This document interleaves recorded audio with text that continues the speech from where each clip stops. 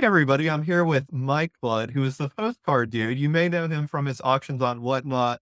I know I've been watching almost every auction, and it's so much fun to see the postcards that he has for sale. He's been a long time eBay seller, back from the 90s, I think.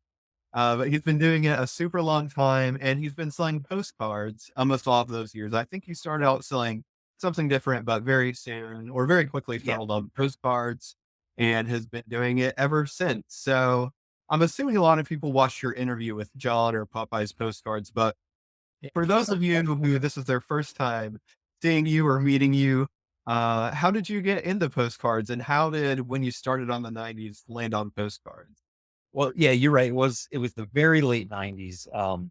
I started college in 94 in North Carolina, and I got my degree. I think it was 4.5 years. I did one extra semester, and had a BA in geography, and pretty much the only thing I was qualified for was to be like a assistant city planner for like a really small town. And at that point, that job would have paid between like 18 and $22,000 a year. And it didn't sound like a job I wanted. It didn't sound like, the money wasn't enticing. So I knew and the plan was to go back and get a master's, but, um, I wanted a little time off. So I came home for back to Maine, and my sister was working for my uncle who was really early on at eBay, and he was an antiques dealer, and she would do his upload of his listings and the ship. Mhm. And she was going to be gone, so she needed a hand. So I gave her a hand, and I was intrigued. I was like, "Oh, this is cool. He's selling this stuff and getting crazy money for it."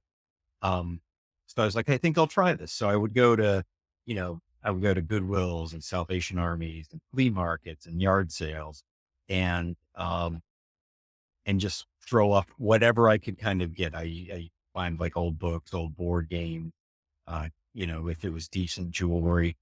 Uh, but it didn't take long. And I think this is the same story for a lot of people. It didn't take long to discover that like I had crap everywhere in my apartment, and Yeah. that wasn't the life I really wanted. I didn't want to just have stuff everywhere. So there was that first iteration was just a little bit of everything. The second iteration that I discovered, which I had more success with, was magazine ads. I'd just find old Life Oh gosh. magazine and I'd cut the ads out and get like $4 or $5 a piece for them. Mhm. And then shortly after that, probably in like 2000, maybe the end of 2000, I got my first box of postcards. And and again, I think it's the same story with a ton of people. It's like, holy cow, these things sell pretty well. They're super easy to list. They're super easy to ship. I don't have to have crap. Well, you see, I do have postcards all over the place. But at that point, you didn't have, Thousands, hundreds of if I had a thousands. shoe box, I had 1,000 pieces of merchandise in a box, that big. Yeah. Um, so I was hooked pretty close right away once I discovered them. And the second part was realizing that I was in Maine at this point, back from North Carolina, realizing that there were several places I could go to continue getting new inventory. And once I felt comfortable enough that could go back every weekend to different group shops, different flea markets, and get enough stuff to throw on eBay, I was hooked. I remember making the phone call to my mom. I was like, "Hey, mom," I was like, "I just did some math on this. Uh, I think these postcard things could work out. There's a good markup on it. I can find them. I can list them quickly." I was like, "I think even starting tomorrow, I think my income is going to really go up if I can keep these numbers up." And it did, and it worked out. And still at that point, the plan was to get a master's. I think, yeah, in cartography, map design was what I had intended, but, the business did well. I enjoyed, being able to be my own boss, and again, it's the same story for so many people, being your own boss, setting your own hours, having a little bit of control over your financial destiny. And I was hooked, and then it just kept going. And, I was very fortunate to get into it when I did, because it was in those earlier not early, not like 96, but like 2001 to 2005, where you could still throw up a lot of stuff and get crazy prices for it. I think that was, really helpful in allowing me to go full tilt into it, right away rather than kind of building over time. Yeah. Um, so yeah, that's kind of my beginner story. Yeah. Yeah, that's awesome. Yeah, I'm a little on the or a little younger than you, but I was actually around and on eBay in the late '90s and early 2000s because my dad had an account and he would help me. I was really into like baseball cards and wacky Yeah. packages like kids are. Yep. Yeah. He Yeah. would help me sell my video games that I didn't play anymore and stuff like that. But yeah, you could put almost anything up at like 99 cents and you didn't have to worry about it because it would just go for what it was worth. But Right. Right. I think one of the things that attracted you to postcards is what attracts a lot of people to postcards, but it also keeps a lot of people away because there is kind of a steeper learning curve and you do have to, it is a niche. It Um, definitely is. And it does, there's a lot of aspects to it. Sorry, I'm seeing this crazy glare. I'm just trying to get away from that. oh, you're good. Uh, it's not, I mean, with baseball cards, sports cards in general, there's a finite amount of stuff, you know, with postcards, it's like, it's obviously not infinite, but it's a lot closer to being infinite than sports cards are, or Pokemon cards, or matchboxes or something, or even coins, like, because there's just so many variations to it. And you do need to kind of, be a student of a couple different things, I think, in order to have some success with it. I would assume that you see cards, if not every day, at least every week that you haven't ever seen before, right? Still do. Yeah. And I have colleagues in their 80s who have been doing this literally 2, 3 times as long as I have, who still see stuff they haven't seen, you Yeah. know? Yeah.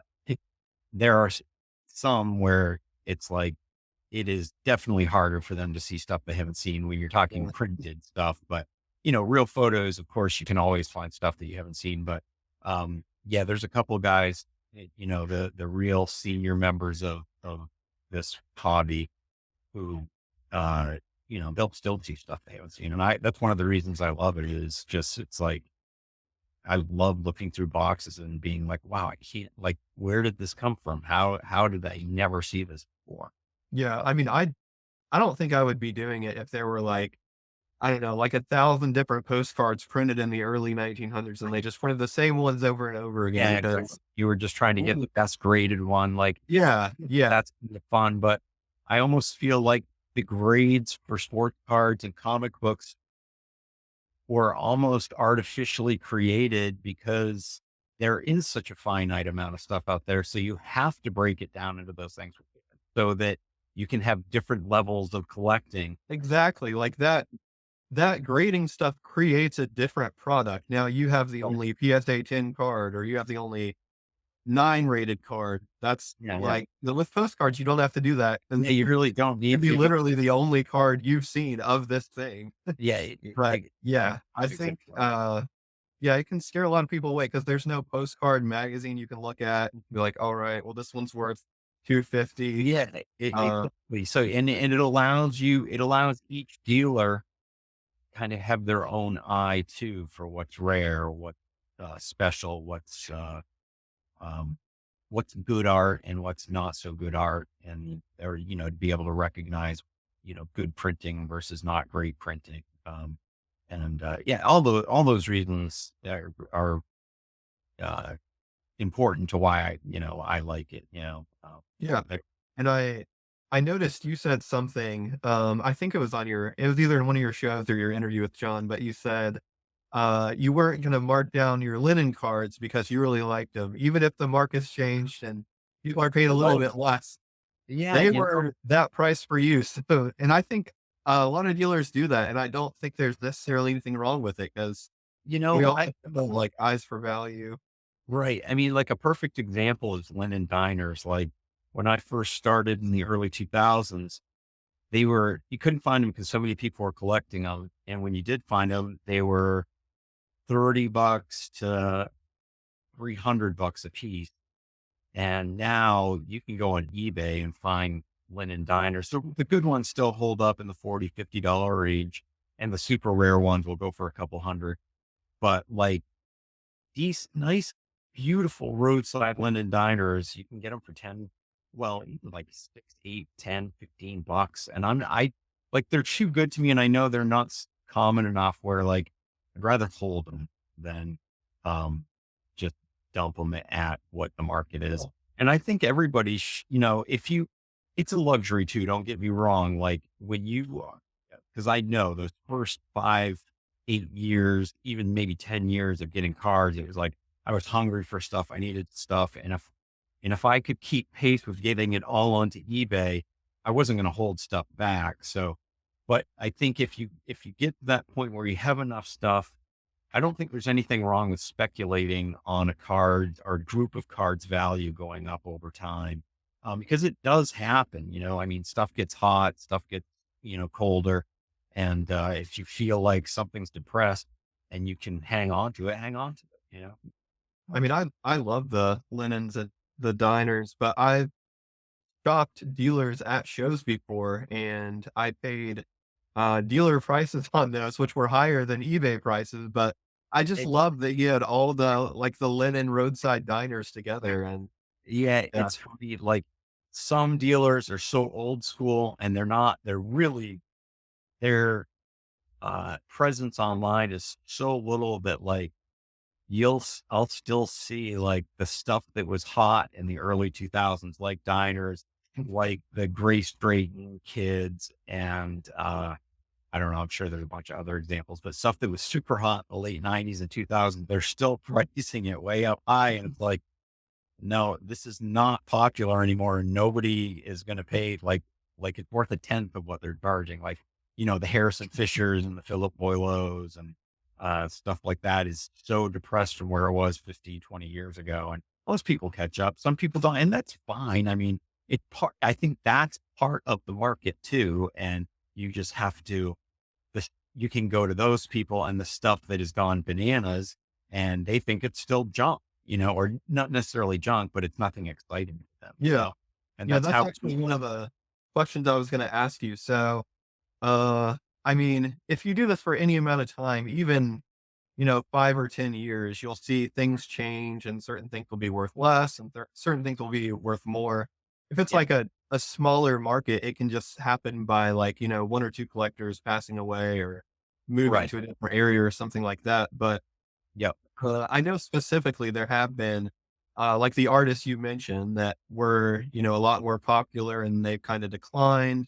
Yep. I don't know, was Clapsaddle as popular, 10 or 20 years ago, or is that more recent? So Clap Saddle has always, her stuff has held up pretty well. Um, and it is popular right now. I don't, I'm trying to think back. I might not have sold that much of it, but I don't really remember a time when her stuff wasn't in some kind of demand. Mhm. Um, but yeah, I mean, it's crazy right now, but it's so many of those, like what I tell people on the pretty lady, the lovely lady postcard, the Fishers and the Boileaus and, other ones, like for me, if I'm going to buy it, unless I get it in a bulk lot or old dealer stock, like there has to be a second thing going on. There you have to be holding a dog, smoking a cigarette, drinking a drink, having some kind of really cool Art Deco or Art Nouveau art attached to it, roller skating, something Yeah. has to be going on. But if it's just another postcard of a woman just standing there, I'm going to try to avoid it because they're just kind of dead. People want something going on. They don't want just the, Yeah. Yeah. So things like that. I mean, certain artists have gotten less popular, but certain things have changed, and gotten much more valuable. I know Paper Moons is one in the yeah, last, crazy what is they it in start. like the last 5 years, or did it start earlier than that or later than that? They've always been good. It's a popular topic, but like maybe it was 5 years ago. I didn't catch on to it until about 2 years ago. And I think I got it right at the end. I managed to get a few out there and get between, 150 and $300 a piece for them. And then, and either the last couple I had just weren't that desirable. But now I haven't been able to find any. I think the word is just out. Yeah. I remember, I think 3 shows ago at York, a couple people asked me, and that was like, oh, okay, maybe these are hot right now. And then one way or another, I realized how crazy they had gone. But, and, and then you have other little things like were you around for the massive frenzy for Houston, Texas? Um, Yeah. Yeah. uh, it, Yeah, it's, there was one particular buyer who was, just driving everything up, and then that came to a close. In the early 2000s, it was lighthouses. There was a guy in Maryland. He he must have gotten a grant, I don't know, or maybe he was using his own money, I don't know. But he was trying to get every single version of every single lighthouse out there, and stuff was going for, 5, 10, 20 times what it should have been going for. Um, and this was in the days of eBay where uh, the username was visible and the email was visible, and you could see what people were bidding on. So people were really getting after him and just saying he was ruining the hobby, and he was, they couldn't afford to get cards from their hometown, or they that must have couldn't been why possibly. eBay, hides the usernames now. Exactly. I think there were all kinds of cases like that, get Yeah. them to make that stuff anonymous. But, yeah, Yeah. so, all these things happen where, stuff gets hot and then it just goes away as fast as it got hot. Right. Part of that unpredictability is kind of what makes it really fun because you can find, something that wasn't really that valuable 1 or 2 years ago. All of a sudden, Hey, you're trying to get as much for it as you can. I know one thing recently that I noticed is Texas courthouses. oh, Uh, really? I don't Yes. know if somebody's writing a book about Texas courthouses, I but I think that drives a lot of it is like people yeah. will get grants, or they'll be doing research papers on it or something. And then when it really hits gold, it's like just coincidentally, there's two people doing something to do with that Mhm. topic. And then it really, goes nuts. Yeah. Well, yeah, it's fun to see that stuff. And I know, like, when I had that interview with John, Popeye, she likes to watch the highest selling cards for the month, and that's kind of what tells him where to Mhm. look. Which I don't do because, um, well, for various reasons, but I was kind of curious. Do you look at the same list to kind of help you navigate what you want to look for? Yeah, I have, before, and I definitely use that. I made actually, 1 or 2 videos based on that, like the top Oh, 20 no. most valuable postcards or something like that, but, yeah, I wish I would have found it earlier because I had what's the really famous photographer from New York? She was one of the first, female photographers. I know who you're talking about, and I'm not going to be able to think of it because it's not something I've sold a bunch of, but I know who you're talking about. I can look it up real quick. Yeah. But anyway, it was one of my first, I think she took a lot of Greenwich Village, Oh, New York, okay. especially Starbucks Beals. Yeah, that's it. But one of the first more valuable cards I stumbled across was one of hers, which is just insane because it was Yeah. probably when I was a month or 2 into selling, and Right. I wish I would have found it a lot later than I did because I put it out for auction at $10, which would have been fine, but some Right. guy messaged me shortly after I put it up, and he's like, "I'll give you $50 if you win this now." Like, And $50? right, Yeah, right.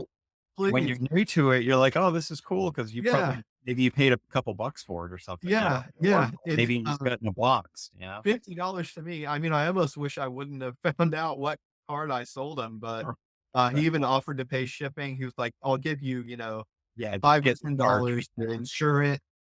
I'm Right. like, "Oh, no, no, I'll pay for shipping. Please, you paid me $50, sir." Yeah, yeah, yeah. And, But so that was like one of your first introductions to that, how valuable they could get, I'm guessing? yeah, I would like to think that's one of the only times I've underpriced a card that badly because I found it on that website and it had sold for 500 and something dollars. So That's That would funny. hurt a little bit. Now, how often do those come up? Because I've never even come across one, or maybe I have. Very, very infrequently. I think Yeah. maybe a couple a year. Oh, They're wow. about as uncommon as the Burgess cards, I think. Yeah, yeah, yeah. Um, I think I've 3 Burgess cards I think I've sold, and, uh, but that's because I know to look for them. If I didn't know to look for them, I never would have seen them. I don't even remember how I learned about them. So, yeah. that's just, it's so cool. I mean, to anybody just looking at it, they would be like, "I don't know, it's worth $1," you know? But, postcard There's some people. just Yeah. some that have sold for like over $1,000 are a postcard of a Yeah. bridge, like a printed Right. postcard. Yeah, it's You crazy. would just never Right. think it unless you know to look for that specific publisher. Yep, yep, it is. It's To wild. shift gears real quick for a second, Sure. I do want to talk about your Whatnot because I've loved watching your streams on Whatnot. Oh, And yeah, this is just something that I've been thinking about over the yeah, course of the last few months. It's been like I don't know, just like something constant in the back of my mind. So yeah, I yeah. love watching people on Whatnot for quite a while. I started out watching John, Sure, sure. uh, and then you, of course, were on there before I started, and I was really excited to start watching your Oh, streams. I was on you so you came on to Whatnot after me? Yeah, yeah. Really? Oh, I thought you were already on there. Oh, that's funny. No, Okay. I've had an account for a while, but it's just been Oh, like a you did. lurker account. Gotcha. So I Got changed it to my, business name recently, but yeah, I started selling after you. Oh, nice, nice. I didn't realize. I thought you were one of the main. I thought you'd been on there for a while for some reason. I don't know why I thought that. No, yeah, well, I'll take that as a compliment though Yeah. that, Yeah. you think I'm on I there you watching. know, it's funny. I've enjoyed Whatnot, um, more than I thought I would. It's been a lot, as you know, I do it with my daughter, and that's been really cool to do together. But now she heads to college at the end of this month. So I don't know how much I'm going to continue doing it. The issue is the time. Um, Mhm. uh, so I like being in there, I like saying hello to people and talking about postcards. That's cool. But the amount of time it takes to get stuff together is a little more than I'd like to spend. So I have to kind of find a happy medium on how to do that. I don't know if it's just shorter shows, maybe just because I do them in the evenings, and that's the point where I'm so exhausted that I have to drink extra coffee at like 4 o'clock to make sure I can power through a show with some energy. Well, what I've learned is everybody has something else for something different they like, so you just need to do, what makes you happy and what, Right. get in your own groove. Because a couple months ago, I mean, if most people watching this video will know I sold a ton of postcard boxes a couple months ago, Yeah. and, some people love that, and some people are like, "Oh, I wish you would, sell on Whatnot instead of doing these big boxes." Right. And then, Right. started selling on Whatnot, and I have several people have emailed me, even messaged me on eBay and be like, "Hey, do you have any more boxes to sell? Where are the boxes at?" Like, "Oh, no, I'm not doing that anymore. I'm sorry." So you can't make everybody happy. So just really gotta do what works for you. Right, And exactly. sharing that Whatnot has been very good for me. I think it's partially because I am, curating the lots and putting stuff together that I think people will really like. Yeah, Uh, I popped into one of your shows last night, and you were doing some cool real photos and stuff, and that that's what gets me. I'm like, I don't know what level of cards to put on because the greedy part of me is like, oh, all my good ones I want to get the very most for. But, if you put like a couple of nice real photos and a lot, maybe it anchors everything so much that you end up doing better. So I don't know. I mean, there's so many ways to do it, but I like the way you were doing it. You had the groups I saw had some good cards in it. So yeah, I mean, kind of where I've gotten to is I just wanna do what I wanna do, and I right. don't really wanna hire people to list stuff for me or do anything like that, so, if I can buy enough inventory and have enough old town views and real photo views to list myself, I'm Yeah. happy. Though a lot of the best stuff that I sell on Whatnot is, like, just the stuff that I don't necessarily like Christmas, Santas, Easter, pretty Oh, yeah. ladies, topics, but other people really like those, and I think that's Oh, kind of where I love that stuff myself. yeah, So, I may end up maybe I'll be a shopper in your shows because yeah. like you're listing that stuff off and I'm like, how do I get my hands on? Yeah, but I mean, I think, Kelly or 207 Surf Dude has been in your Yeah. shows a lot too, I'm sure. And Yep. he said something in my show the other day. I was like, "Please, yeah, keep passing on your, international to us, because I've gotten to the point where I know people appreciate, like, my nicer international views, so I just Yeah. really 'cause I don't like trying to translate stuff. Right. I would Yeah. rather just be like, "Alright, here, this is a lot of nice, Hey, West and again, Africa, Egypt." and that's what that is the, another thing I've always told people is like, there's literally 1,000, 10,000 ways to do this business. And if, like you said, you find out the way you like to do it, and that's the right way to do it. Mhm. Um, so, if you don't want to get into stuff that you find tedious, I think that's great. And it'll allow you, and I think the key in it is, if you can continue to find merchandise that allows you to do that. Like if you're starved for merchandise, it might be harder to do, but if you have some good contacts and good sources and you know where to get stuff, then why not do it that way? Yeah, and this is kinda like something that I would keep a secret, but I don't mind, saying it because I don't think it's really, like, something that people can go out and replicate, but Right.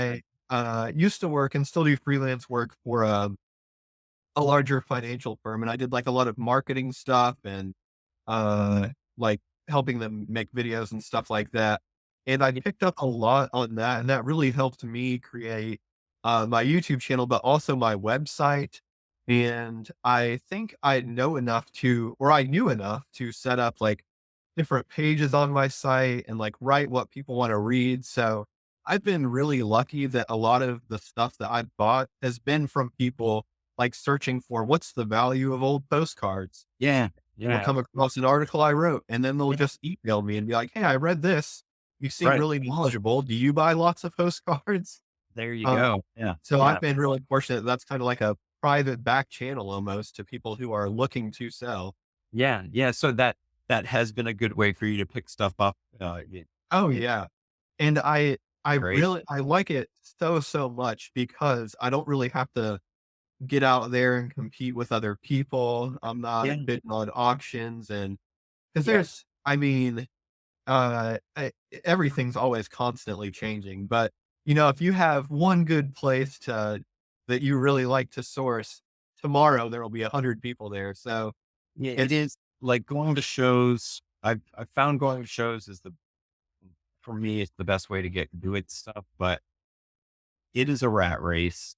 I hate the way it makes me feel when I'm at a table with 10 other dealers around and we're all scurrying for boxes. I don't like it at all. I feel like it brings out the worst in me. Like because my heart's racing. I'm trying to get through stuff. So like, I prefer to buy collections Mhm. or, old dealer stocks, get it to my house, get a cup of coffee and go through it that way. That is so much more enjoyable than fighting with people and trying to get through as much stuff as you can as quickly as possible. So the guy beside you or the woman to your left doesn't get into it before you do. Yeah. So, but yeah, I it's don't an know important part of the business. For I sure. don't know if you've ever experienced a dealer selling all their stock at a postcard show by the box, but I have in Kansas City, and it's like It's a feeding one frenzy. little piece of cheese you put out for all the rats. They Right. just Right. Right. it And was it's like, insane. it's I think some people live for that kind of thing, but I don't. It's like, it's Yeah, just, it's overwhelming. I like, yeah, sometimes I'll go to shows with the intention of buying, um, like some at York, and it'll be day one and it's dealer day. And I'm just like looking around and I'm just like, my brain just shuts down. It's just like, I don't even know where to start. So just give me yeah, some stuff at my house and let me go through it while I relax. That's what I want. yeah. Um, Yeah, so when I was, emailing you and I it just happened to mention because I thought you would find it interesting. I was like, "Hey, I sold a lot of boxes a couple months ago, yeah. Yeah. and Yeah. people seem to really like it." And, I don't really wanna do that anymore. Just Yeah. putting And that out there, and I you're like, know "Oh, well, that sounds really good to me." it's kind of like, peanut butter and chocolate. You don't want to do it and you did it. And now you're out of boxes. I do want to do it. Yeah. I have lots of boxes. So I know I was like, oh, maybe this could work, so yeah, I'll let you kind of talk about what we had discussed. But Yeah. yeah. Yeah, so one of the, important announcements or reasons that, Yeah. we wanted to do this video was just to, kind of make, I guess, the semi-formal announcement that you are do have postcard boxes for sale, which is something I'm so happy that I'm able to say because I have people still trying to get boxes from me. Yeah. When you So told you me that, I have was like, wow. you sent me your list over, and I thought it was incredible because when I offered the boxes, I only had 2 different paths, just Oh, okay. miscellaneous or Yeah. a little bit better, Yeah. and then I had a couple other boxes, but you have it broken down so well, and I will I'll make sure to post the list in the Yeah. I description in the appreciate that. comments. Yeah, Um, I can't thank you enough for being willing to kind of share, customers, clients, whatever you want to say. But yeah, I mean, I've bought so much over the last 2 years, and I've got to purge some of it. So, I think you're going to make that list available to people, and then if you guys, people want to reach out, feel free, and we'll see how it goes. So, but yeah, I appreciate it for sure. yeah, and I've noticed you too on some of your shows you're honest to a fault. I know. Remember, I think you were selling a lot on Whatnot maybe last week, and I don't know if anybody bid or not, but you said something like, "Well, there's only so much lipstick you can put on a pig." Correct. Yeah, Uh, yeah. I mean, sometimes you just get like, if they're just junky greetings, or if it's like, oh, I know, I remember saying it. I don't remember what it was. One of the ones that did get me, I had a lot of bullfighting postcards, and I was like, oh, like, I yeah. don't like these cards. I was like, yeah. I was like, if you guys want to bid on them, I'm just I'm not a fan of bullfighting. And then nobody bid. It's like, like it's mean to the bulls, but if you guys are into bullfighting or you feel like you have a customer, go ahead. And then, so like you said, honest to a fault. But so it's one of these boxes will have some bullfighting cards in it. So, but But yeah, no, yeah, since you will do it yourself, I'll talk you up a little bit. So yeah, yeah, you do have some great boxes for sale. And I only had one box of real photos when I was selling. And yeah, it was just, a mishmash of all kinds of different things. People, mostly I'm a felon identified, yeah. all types of stuff. But you And have, that's what it is. Yeah, yeah, you can read that off of kind of what it, or whatever you were just going to say, and I'll just kind of reiterate what just so people know what they're maybe getting into. yeah. So yeah, let me just pull up the list again up here. But you do have, let's see. There we go. Uh, yeah, you have it broken down Yeah, I so did much. hate the categories. Like, I'll Yeah, I'll give the spiel on the real photos, like we were just talking about. Like, you're not going to find killer street scenes in there and horse wagons and stuff. It's going to be, there'll be some, a bunch of U.S. views of, there'll be national parks and lake scenes, and maybe some courthouses and churches and stuff.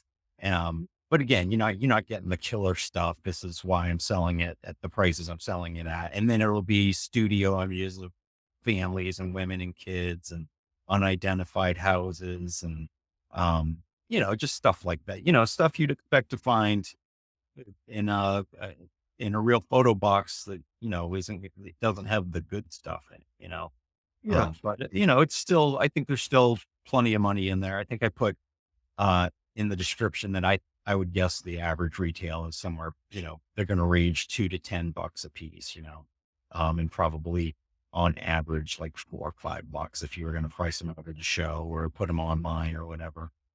yeah. Something like that. I mean, real photos, even if they're like, stuff you might see every day, that Yeah. can still be, one view of this town that you might not have on another postcard. So, Right. Yeah. Yeah. and And I'm always surprised by the types of stuff that sell, and I will occasionally try new things out. Like I it's normally wouldn't list. I listed this really what I thought was a very boring interior of a house the other day. It was just like their living room. There was nobody in the house. It was just like a table in the middle of a room. And normally, I mean, I'm sure I would put it in one of the boxes like you Right. put it into. And Right. I Right. tried to put it up, and I was like, I've seen some people put the era on different real photos like this. So I put Edwardian era interior, and then I just put like table, rug, silverware. That thing sold for 20 bucks less than a week after I listed it. Maybe it had like some old folk art braided rug in it or something. You never know. Yeah. Or some piece Yeah. of furniture that a couple people are like, oh, my grandfather had that similar piece of furniture. It's Yeah, like you never know when what stuff happens. It's people bonkers. are looking for and what one person looks for, or what one person thinks is trash is really almost another person's It's treasure. true, and it just depends on what you have for time to put into it, and we all have to make our decisions. Once you get to a level where you do have boxes of cards and not stacks of card, we all have to make those decisions. Okay, which ones am I listing? Which ones am I selling? What do I want to get rid of? Or what do I enjoy listing? What do I not enjoy listing? You know, and Mhm. um, and then again, that's just another thing that adds to the hobby. Yeah. Yeah. I finally got your list pulled up. So I see here you do have 10 boxes of real photos available. Yeah. And yeah, that's great because when I listed that one box, I had like 10 people interested, and Oh, I yeah. had to tell 9 of them that it was already gone by the Yeah. time, they And emailed. yeah. And I estimated on the minimum of what I know I can come up with somewhat quickly. Like I did a count yesterday. I went around like between my barn and my house, and I have 343 boxes, right? Wow. And I think what I totaled up on that list comes to maybe 100 less than that. So those are the numbers I know, like in case it sells out quickly. If it sells out quickly, I have no idea. But those are the ones I feel like I can come up with without making myself crazy or underselling, not being Yeah. able to fulfill orders. But yeah, this is great. So just to give a brief, I mean, I'll put the link in the description and comments, but just a brief overview for anyone who might be interested. So you do have mixed US boxes, a few mixed Canada boxes, and mixed foreign topics and better topics like steamships and other ships, mixed real photos like we talked about, and then mix of miscellaneous, which I have a lot of, and then Yeah. continentals, which Yeah. is a mix of everything. And Yeah. Yeah. yeah, I would, if I'm gonna play like I don't know what the word is. It's slipping my mind, but I'm Yeah. probably thinking there's a lot of meat on the bone on those continentals since you don't really Right. list it. Exactly. So, Like you and I talked about what you were getting for Continentals and the pittance that I've been selling Continentals for years. And honestly, a lot of those Continental boxes I haven't gone through. Like I'm not saying I'm not talking about like I kind of breezed through them. I'm saying I didn't touch them. Um, yeah, and if I have time, I might go through and pick a few things out. But uh, it's not where I've got so much stuff right now that I don't have to focus on that. But um, yeah, there's a lot of stuff right now. And the one thing on the US boxes, that's stuff I have the most of. I'm in New England. So just know that you are going and I wrote it up in the description. If you get US mixed boxes from me, it's going to be weighted towards New England. I think listed off 6 states: Maine, New Hampshire, Mass, New York, Pennsylvania, Florida, California, something like that. Like half of your cards are going to come from 6 or 7 states, and then the rest will be just so you know, you're not like, wow, this is a whole bunch of Maine and Mass. Well, yeah, it's a bunch of Maine and Mass because that's where I live. And that's what I get. yeah, But yeah, anyway, and yeah, it's all. I mean, there's some northeastern states that I love, yeah, and really, yeah, you can find great cards in any state, so I, it's not. I, I think so too. And, it's fine. The Maine cards have picked, like, since COVID, so many people moved up here. So I think Maine has picked up a little bit for its popularity. Um, just because of the push of people in, New York, Mass, all came up. No, all a bunch of came up here. Oh, Well, cool. anyway, Yeah, yeah, I love how you put everything together, and you're definitely a lot more organized than I was when I was selling boxes of postcards, but Yeah, and it's probably for my own, and, maybe it's overkill. I don't know. I could have just gone. I probably should have just been like, done what you did and be like, this is what I have. Come and get it. It's, I'm a glutton for punishment. no, Or I think it's great. for Yeah, so excellence. I will, post this list, so if you're Yeah, interested, you can perfect. check out the list in the description or the comment, and then you can contact Mike directly. So I don't think you put your email on the list, but what's the best way for people to Oh, get in touch with right. you? And my personal email, not my eBay one. It's mblood8217 at gmail.com. So mblood8217 at gmail.com. Okay. And And I'll just add that to the sheet if you yeah, don't and mind. I don't know why I didn't put that in there. If you want to email them, and if you want to have a phone call, just ask me from my phone number in the email, and um, we'll try to figure things out. And I think I put in there, yeah, like if you order $1,500 or more, I'll do 10% off. And somebody out there like, hey, I want to buy them all. I'm sure, you know, maybe we could work something out. But that's a lot of postcards, so Yeah. you know, I so, yeah. Yeah, I'm really happy we can make this work because, Yeah, thanks. I honestly, I'm a little appreciate you tired of taking. people asking me for boxes, so Yeah, yeah. Well, now thank I you for have the somewhere to plug. point 'em. I definitely appreciate it. So, Yeah, yeah, absolutely happy to. yeah, Yeah, so contact Mike if you're interested in boxes. I know there's a lot of great cards in there, and I bought a lot of great cards from your Whatnot auctions. yeah, One absolutely. just to shift gears again, Yeah, yeah. I did want to talk about something that I noticed you talk about with, John in your interview, and you briefly said something like, to the effect of, I don't remember your exact words, but, like, you don't wanna die with these postcards, you don't wanna hold on to these forever, so Right. something I know you do is you discount cards over time, and if I it's been up do. for longer, it may be a higher percentage off. I mean, I have a whole chart. It's like if it's been on for X number of days, it gets this discounted price. And then, the longer it's been on, the higher the discount goes. I don't go higher than 50% because I don't feel like I need to, quite honestly. I think whether it's 50% or 75% off, I price well enough where I'm taking money from myself if I go from 50 to 75, because I feel like if they're looking at it and it's half off, they're going to buy it. Mhm, Um, I just, I think it's, again, I, I, I, I I do understand what it's like to be starving from material. Like you're trying to find it, you can't find it, and you're trying to squeeze that lemon and get as much juice as possible. But again, if you're finding that you're continually able to find cards, move them, make your money, make your big money on that initial stuff that blows up on eBay, or that you can ask 50 and you got it out of a box that you paid $50 for.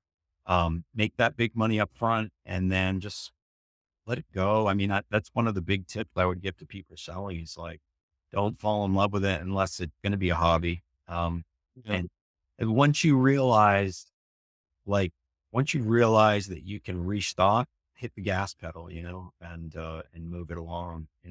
In fact, I'm probably a little low with with when I discount things, and, uh, how long I wait to up that discount. I could probably be more aggressive with it, if anything. But, mhm, um, I just, I know I've talked to other dealers who I respect a lot, and they'll say to me, listen, Mike, I took my time finding this. I know it's a good card, and I'm just going to let it sit until somebody wants to pay what I feel is an accurate price. I respect that. Fine. I guess it just depends on how you want to do the business, and, what your own expectations are. For me, I love what I do, but it's bottom line. mhm, If I can add 10% to my volume, to my, gross sales by clicking a button and saying, oh, we're going to discount these 30 days earlier than we would have, and it's going to translate to a 5% bump in sales, do it. You know what I mean? Like, because it's not selling those old cards sooner for less money. isn't going to change my budget for what I'm spending monthly, on cards. You know what I mean? So Yeah. move them out. And, and again, but to go back, that particular dealer who I'm talking about, I respect them a lot. I like them a lot, and I understand where they're coming from. Like, there's nothing wrong with, uh, having, I don't want to say pride, but having some standards for how you want things to be and how you feel like the market should be. Like, um, you don't want to, I mean, I get not wanting to sell a card that at a show could bring $50, not wanting to sell it for $10 just because you want to move merchandise. In some ways that can be bad for the hobby and bad for business as well. Yeah. Oh. But I'm not really talking about that. I'm talking about giving standard discounts that you see in the retail world. The same way bigger companies who sell power drills and t-shirts and sneakers have to discount merchandise to make room for the new stuff. If Yeah. you want to run your business like a business, that's just the way it is. You're only going to sell a certain percent of your inventory at 100% or 100% plus the bump at auction. And you're going to sell a certain percentage of it at 80%. You're going to sell a certain percentage at 60%. And eventually you're going to have to wholesale what you didn't sell. I'm guessing that's probably got some economic principle in it that I am not aware of. Maybe you know better from what you did before this, but Yeah. um, Yeah. So I do come from a little bit of a finance background. So I think that really helped me starting out. Now, I will say I have evolved how I think about things over time and how I think about selling postcards because when I started, I didn't know anything about postcards. So how I learned was just looking at other sellers on eBay and just basically copycatted what they were doing. And it just so happened that the first few sellers I stumbled across were of the 99-cent auction models. So that's sure. how I started. I started everything off at 99-cent auctions. Right. And then eventually I evolved over time and got to where I'm at with everything being fixed price, which is what I think more people online do now. And I think more buyers appreciate it as well because they I don't have to assume. watch an auction. They Yeah. can I put this in the mail tomorrow and it'll be to you later this week.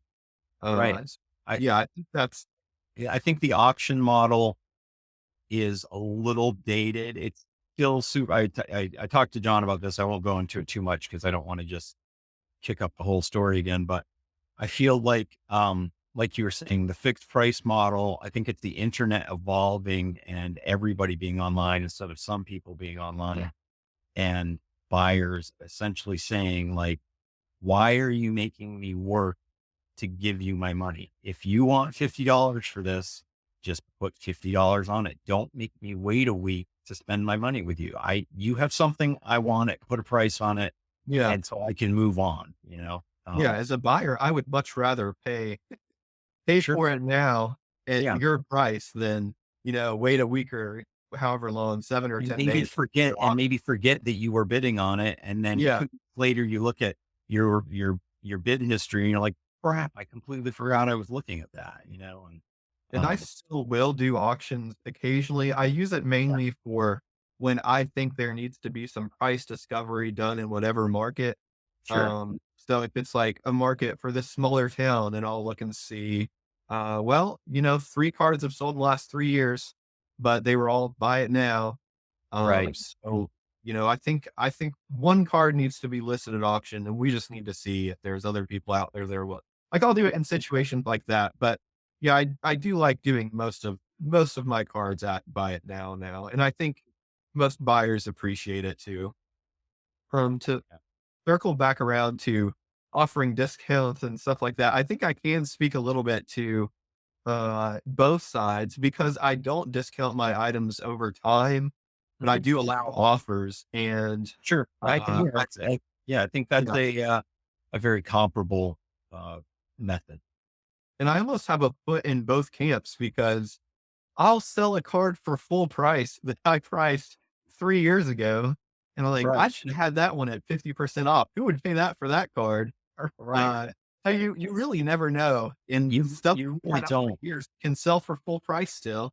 Yeah. But I do like that you discount over time, and I do think a shift in mindset maybe is something I had when I was started doing buy it now and be like, I would kind of get anchored to that price I set. And I would think, well, no, this is a $40 card when in reality, that's the price I put on the card. And I do think it is helpful a lot of times to reevaluate if things have changed. Right. Sorry about that. Everybody had some minor technical difficulties. You might not even see that if I edit it out. But Yeah, yeah, we that's were just talking about discounting over time and how you can really just choose what you want to do. So you yeah, can not discount over time and still potentially sell your postcards at full price. absolutely. And, I think, the other thing I was thinking as we were talking about it was, my business model is to have a really large store. So, I've got like 95,000 items in my store. So, uh, for me, I have so much old stock, it makes it important. And then I can really see the difference in price or the difference in sales as I discount. If you're maintaining a smaller store with 2, 3, 4,000 cards of high end items, and you have specific margins, I can see for sure how that could be different. And you may not want to adopt that same, like, just discount it till it sells philosophy. Yeah. But like you've said, just it really depends on how you want to do it. And in a similar but slightly different vein, I have noticed that you price your postcards very well, I think. And I have tried to get better over the last few years. And one of the metrics that I look at to basically tell me if I'm pricing too low or too high is the sell through rate calculated by eBay. Yeah. And I did a survey of everybody that watches my videos last year, and people were kind enough to share with me what their sell through rate was. So I was able to calculate a little average, Yeah. which we got at 1.58%. And I don't necessarily think there's anything wrong with being higher than that or lower than that. But for me personally, I have tried to raise mine and I've gotten mine up to, I think, 2.6% over the last, 30 or 90 days, whatever they're measuring. But you were kind enough to check your number and share that, and you're at You went 3.5%. Yeah, yeah, and I think that there may be a couple of factors there. I feel like I do have a decent grasp on prices, um, and just I don't know, because I don't want people to feel badly, like, oh, he's got his here.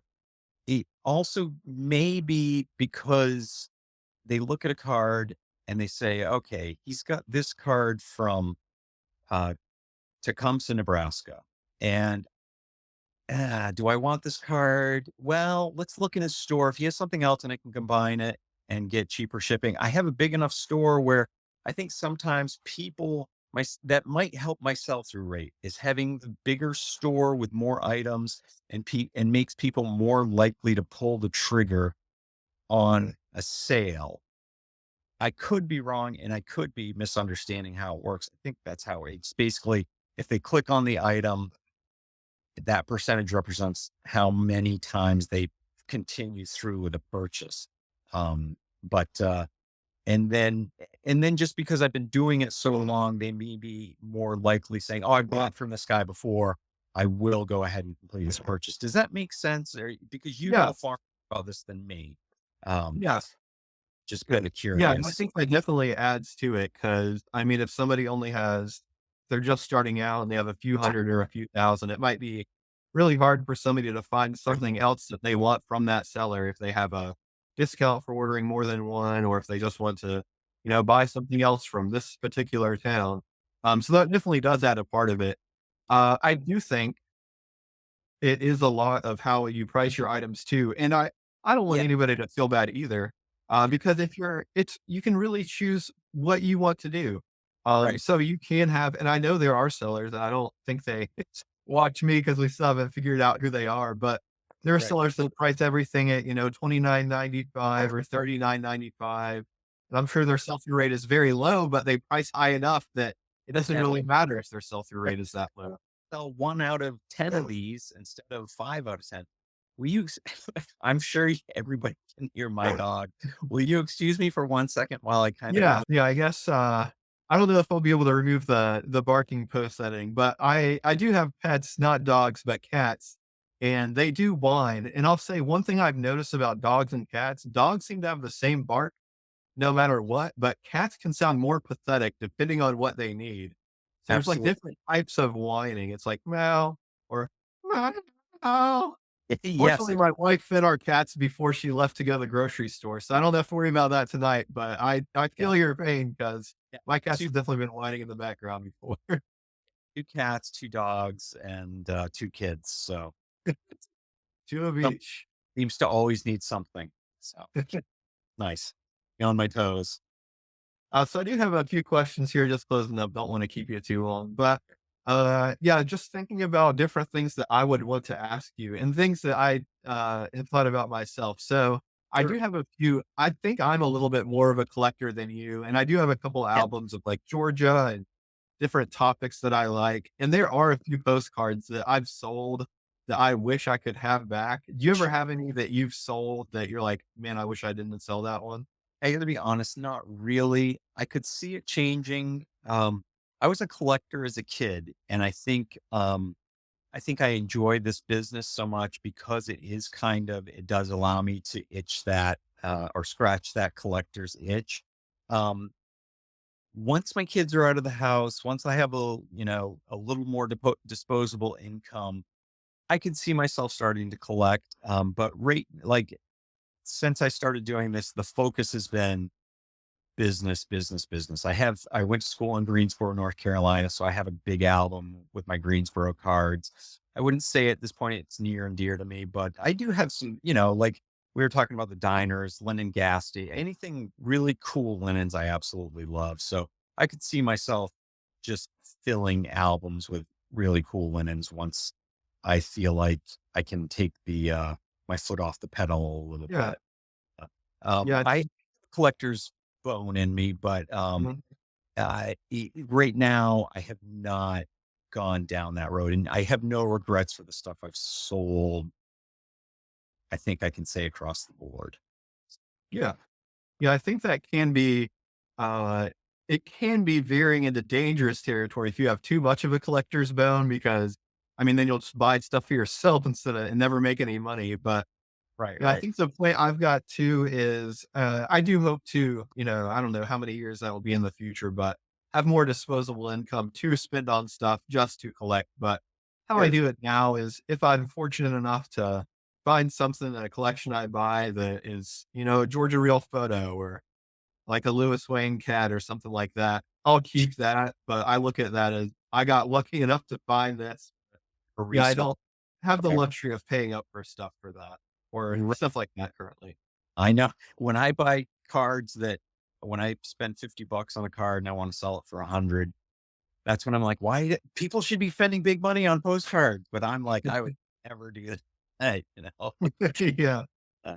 Yeah, Uh, but and that's why I like the linens too, because they're not insanely expensive. I mean, some of them can, the really rare good ones can be, but you could fill an album for, spending $3 to $6 a piece and get some really nice cards. and it really I don't know, postcard shows in the South are just different, but it really depends on the dealers too, because you can find almost any dealer that will price something that you're interested in pretty low. At a show I went to last year, there was a dealer who I bought this card to sell, not to collect, but he had a paper moon in there for $3. I was I like, know okay, maybe he priced this 20 years ago, but there exactly. was another dealer who he was from Mississippi and he came to a show in Alabama and tons of Mississippi, of course, all priced at 1, 2, and $3, all older stuff. Which And is he was also doing 40% off if you bought like 10 or more cards. it And I is almost felt bad buying so much from him. it's wild. I mean, and that's how I've made my living over the years is you do have that array of dealers and if you go to enough shows, you figure out who you want to zero in on first. But, they have good sources. Maybe they inherited a million postcards. Maybe they have a honey hole of an auction house that only 4 people know about, you know what I mean? And I suspect the people who sell like that, they're fine with it.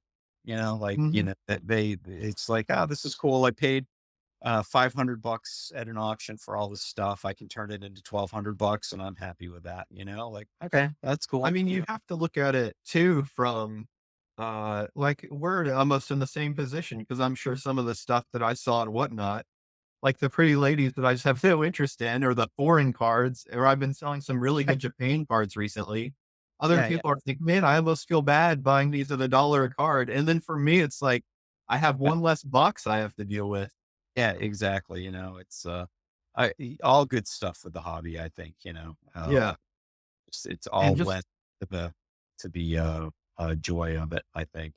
yeah, really getting more people to shows because I've tried, and I think I've done a decent job. I actually reached out to you, earlier this year. I don't even know if you remember, but it's before I knew that you even sold on eBay. I just had somebody tell me that you did the shows for Maine, so I just got the information, for Oh, you for the shows. oh, no, did you email me? Was that how you Yeah, did it? Oh, yeah. okay. But I hope I emailed you back. Sometimes I Yeah, can't. yeah, you gave I was just looking for the information for the shows, so I That's made a totally show calendar on my website, but I did yeah, that just because it can be so hard to get information about some of the shows. Because I mean, especially shows around me, but the only yeah. way you can know about them is, like, word of mouth, and just you have to meet an older dealer, basically. Yes, exactly, and that's, that's something I'm working on, like, that's another thing I took on in the last 2 years. The guy who has been a great help to me in my career, and he's a friend too, um, but he's 82, he's still going strong, has all kinds of things going on, so but I took over the main shows from him, and that's one of the things I struggle to do as well as I'd like to is promoting those shows. But it feels like no matter what I do, we don't have a good enough population center. Like if you go 4 hours south and you're in Boston, you have, 20 million people in a 100-mile radius. Up here in Maine, it's not even close to that. So it's like, it feels like no matter what we do, we can't get enough people. So you're right. Like all that stuff needs to be promoted and get more people going to the shows and interested in the hobby for sure. Yeah. Yeah, you almost have to do, like, I mean, it's hard to just say there's a postcard show on this date and time, come to it. And that'll get a lot of people that are interested in postcards or Right. dealing and collecting. But, for a lot of people, they don't know what an old postcard is or Yeah. Um, the show where I see easily the youngest average age is when I do the Manhattan show, the New York City show. Mary Martin does it. And then there's also a Metro Club show. And either one of those, it's like you see a lot of people in their 20s and 30s who just get a kick out of postcards and it's like not I don't want to say never, but you hardly ever see that at any of the other shows I go to. So I think that's encouraging because stuff. Yeah, I think it's fair to say trends for what's popular kind of start in cities and then migrate out to the smaller population. So maybe that's a good sign. Maybe it's not. Who knows? But I'd like to think it's a good sign. yeah, for sure. And I've thought before, because I collected baseball cards before I ever knew that postcard collecting was a thing. And I think I think it started maybe around the pandemic. But when people didn't really have anything to do and they just had a lot more disposable income, a lot of people were buying baseball card back Yep. and ripping baseball cards, and it became like Yep. I saw so many videos posted online of just empty shelves of baseball cards, and people were like fighting over baseball cards. And in my mind, I was like, okay, well, what's the difference in that and postcards? Because it's Right. a little piece of cardboard that Ex- people like to accumulate. right. One of the main differences I thought was they don't have there's no $1 billion companies these days pumping out postcards and trying to hype people up. Exactly. There's a whole machine. I mean, a massive machine behind professional sports that we don't have. The closest thing we have is Mary Martin, who does, for what she does a great job, but at promoting the hobby. But it's like you know, we we have strong headwinds against us to get people interested in the hobby. So Mhm. I do think that when people happen to stumble into it, it is very attractive just because for people that have that collecting itch, it's really affordable to get started and you can get some really nice cards, Yeah. especially if you're at a show for just a few dollars. So, Yeah, absolutely. and I know people that I've been very surprised at the people that watch my channel or reach out to me that collect postcards because you would not think of them as the typical postcard collector, but it's just so Yeah. cool the people that happen to latch on to the hobby after they Yeah. discover it. Yeah, I agree. I agree. I think it's rewarding in a lot of different ways, whether you get a kick out of finding really cool old messages. I mean, like my daughter, she's going to school at Mount Holyoke in Western Mass. So as I've seen the Mount Holyoke cards, I've given them to her, and she's gotten such a kick out of the people who are on campus writing back home, and these messages are 100 plus years old. And she started a little album of it, and she just gets a little thrill out of it. Because the freshmen are all messaging on some kind of chat format, and she's sharing it, and people are getting a kick out of it. So, it's got value in a lot of different ways, I think. Yeah. I think something that maybe I don't know if a lot of people think about this or not, but something that I realized is that people, 100 years ago, 120 years ago, really aren't that much different than us. We kind of think of the decades as separate or the centuries as separated if we don't, Right. know anybody personally that lived back then. But Yeah. I saw one real photo the other day that I sold actually just reminded me of how similar people were back then. It was Yeah. of a college. I think it was some Big Ten or now they're the Big Ten. I don't know what they were back then, but a Yeah. college football game, and the students were dressed up for the game in like you could if this picture was color, you would think it's I present day. look Like one of them had fake googly eyes on. exactly The college boys were dressed up as girls, when it comes, and I think that we don't change all that much. Yeah. yeah, yeah, a lot of it transfers through from generations, and, like, the stuff we thought was cool 100 or 120 years ago is still cool. Yeah. We just don't sometimes it's just not as appreciated as Yeah. much. Or we're looking at it in a very different way, but Yeah. change your perspective a little bit. One of the last things I wanted to talk about before I let you go is buying collections because it's something I've really thought differently about, through the years and when I started and to now, I think about it almost really completely different. And at the beginning, I think maybe it's just because of the model I started selling and doing everything at 99-cent auctions, but Yeah. cost was the number one factor for me and almost the only thing that mattered, Yes. uh, much more so than quality. And I definitely, and I don't think I wish I would have prioritized quality more in the beginning because as I talked about earlier with that great New York card, I didn't really know what I was doing anyway. Right. But I've definitely come to value quality a lot more and I will pay up more for really nice collections. Sure. Sure. And I know you don't mind talking about, and I don't mind either. So Yeah. Yeah. I do have kind of like in my mind different metrics to evaluate and depending on how nice a collection is. But I have gone up to a dollar per card before for a larger collection of like 3 to 4 thousand cards. Yeah. And I did that because I knew it had a lot of early Delaware and baseball and stuff like that. Yeah. And I mean, to me, that sounds like a dream getting a collection like that at a buck a piece. Um, the first, like, it was 2016. There's a major dealer up here in Maine. Um, who is known to have just troves of amazing stuff.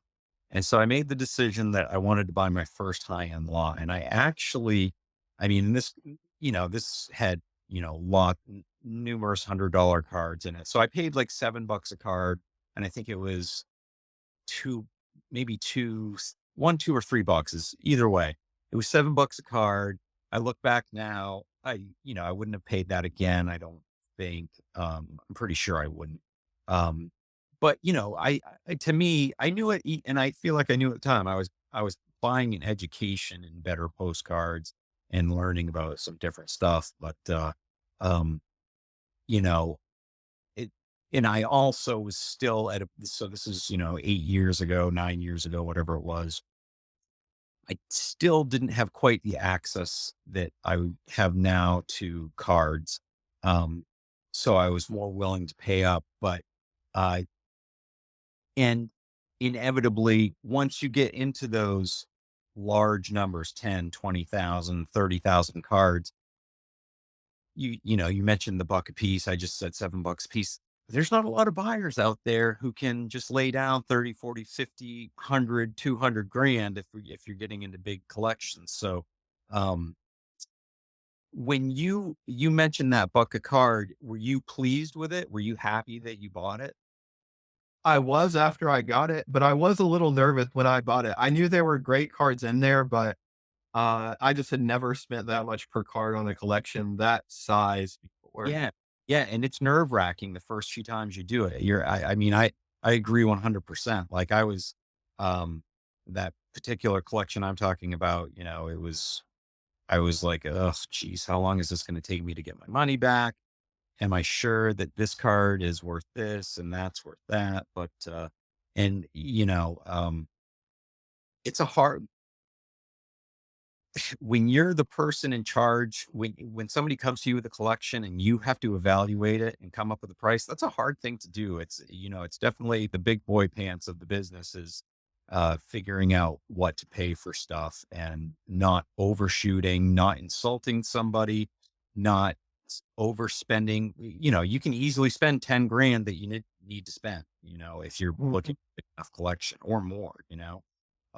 So it's a tough thing. For me, it's definitely been in like at the beginning, I was the same way. Cost was everything. Like I wasn't going to spend more than X amount per card on a collection or whatever. And, you evolve as you go, you learn more stuff and it gets a little easier, but, it's definitely one of the challenging parts of it.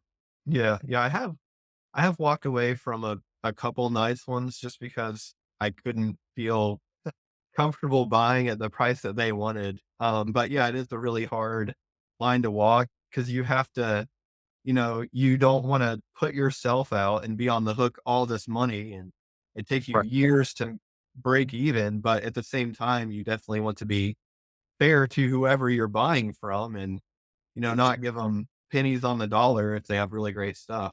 Right. Like, I mean, I've run into collections before where I've explained to people, like, you have 50,000 cards here.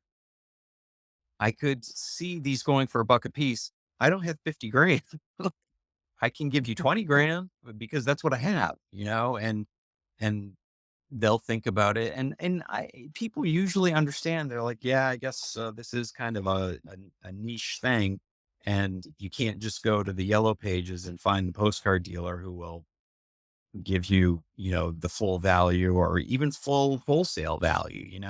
It's a super tricky thing. That uh my buying approach has definitely evolved over the years. And you almost have to be willing to evolve on the spot for every new collection that comes your way, or at least that's been my experience, because every deal is because at different times you're going to have different amounts of money. You're going to have different needs. If you just bought 100,000 cards and then 2 weeks later somebody comes to you with a killer collection of 20,000 cards, it's going to be your evaluation of what you're willing and wanting to pay is going to be different if you just spent a pile of money, but you don't want to miss out on it. Mhm. I've had to be uh, flexible in my own mind uh, when I bought stuff, for Yeah, sure. really good to have, yeah, capital on the sides for because you don't know whenever a nice collection's gonna walk in the door. And, yeah, in the past week, it's been very strange because this has never happened to me in the last or however long, year or 2 since I've had my website, but I had 2 people that live close to me reach out in the last week with collections, and Yep. one knew that they wanted to sell, and one wasn't sure. And I agreed to meet them both, and I ended up buying one, and the other one, still isn't sure what they're going to do with it, which is fine, but what's really helped me, and I think it may be just because most of the people that I'm talking to are looking for more information, in general and to get the value, and I'll just educate them, and I think it makes them almost more agreeable because I'll be completely honest with them. Me And I was too. looking through some of these cards the other day, I'll be like, "Oh, yeah, I think this is probably a $40 to $50 card right here." Right, right, right. And then I just broke it down and I was like, "Yeah, this is what I would pay for this, and I would sell about this portion of it to other people who sell, for, maybe 50 cents to $1 a card, and then these are the ones that I would sell, and I would expect to make this much." Yeah, Because Go ahead. yeah, and I mean, that's similar to how I do it. The part that I tell them is, and not mockingly, I say, if you were to sell this yourself, you'd probably get I mean, you certainly would get a lot more than I'm going to offer you. So that's how you're going to maximize your money. And I understand you may or may not want to do that. It's not the easiest thing in the world to do. And if I bought it, I would pay this. If you wholesaled it, if you went around the room at a postcard show, you might find somebody else who could give you more. And I welcome you, like I genuinely welcome you to do that. I want you to have a good experience and not walk away feeling like you just paid for a lemon or, at a used car lot. You know what I mean? Yeah. Um, yeah. Yeah, I think yeah, that's definitely the best way to do it just because I mean, you don't have to. I have seen different sellers that are I've seen that in person, maybe they saw online, and they just go to shows in person, and they like, kinda the bargaining and trying to get the lowest price can sometimes feel a little bit sleazy to me. I Right. don't uh, if I don't know who watching needs to hear this, but if you're negotiating with somebody, like, you don't need to be sleazy and You lie at don't. all, like, you just Yeah. because I they mean, realize, they do. like, I they mean, yeah, I absolutely agree. And most of the time people are selling, um, they, most of the time they understand that you have to make money and they totally get it. And if you just say, yes, I'm going to make money. I'm going to make money on this and this is what I can do. Yes. Like you said, this is a 40 or $50 card. I could give you this for it, and but it is what it is. Yeah, because I think maybe at the beginning that might sound like a hard thing for you to say, especially if it's your first time you've said it, because it's like, Right. how do I tell this person this is a $50 card and at in the same sentence tell them I'm gonna pay 50 cents a card, but they Right. really like once they understand the work that truly goes into selling postcards Yeah, on exactly. more often than not, they're more than happy to sell them to you, Right. because they're not only paying for you to do the work for you, they're also paying for the years of experience you have getting the best price, and that's something that would take them months, if not years to do, so, Yeah. yeah, that's how and I was thinking about the other day, we had someone come and, our air conditioning unit downstairs was 20 years old, and we knew we were gonna have to replace it eventually, and, it was on its last leg, and the guy, he was so nice. He tried to explain every single thing to me, and he was telling me exactly why we needed to do it. And I just want to be like, look, man, I trust you. Just make our air do better, and we That's will give you money. right. And I think sometimes it's just like that when you're on the other side and buying postcards. Like they just want to be like, look, Yeah. I Oh, get I'm it. sure. I trust you. Give me Yeah. money. I'll give you these. You make money. Let's make a Right. deal.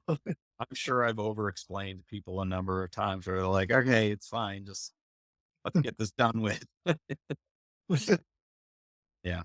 And I think let me check to see if I have any more questions. I don't think I think we covered pretty much everything I wanted to. I don't want to keep you super late, guys.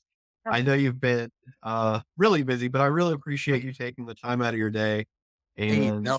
And same. I appreciate you doing this. I appreciate the plug for the cards and, you know, um, if you, in a few months, I'm launching that website in a few months. I'd love to come back on and talk about that. And not just to plug my own stuff, but I'm all for advancing the hobby and having folks like you and Popeye out there.